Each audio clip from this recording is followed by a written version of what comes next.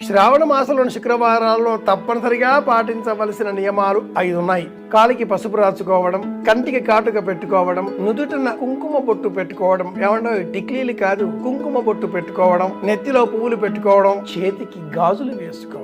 మట్టి గాజులు, ప్లాస్టిక్ గాజులు, బంగారు గాజులు కాదు. వేగినస్ అనే ఒక నరం మన దేహంలో గుండెతో ఆరంభమై చేతులలో చివరలలో ఈ చివర ప్రసరిస్తుంది. పూర్వకాలంలో డాక్టర్లు జ్వరం వచ్చిందా అంటే నాడి ఇక్కడ పట్టుకుని చూసేటటువంటి వారు. 60 సెకండ్లలో 72 సార్లు కొట్టుకునే నాడి ఇదే వేగినస్. దీన్ని మట్టి గాజుల రక్షించడం, అలాగే ఏ ఆభరణం అయితే మనం బుట్టుగా పెట్టుకుంటున్నామో ఆజ్ఞాచక్రం, ఏ గంధం అయితే మనం ఈ విధంగా మెడ భాగానికి అలదుకుంటున్నామో ఇది కూడా ఒక చక్రం.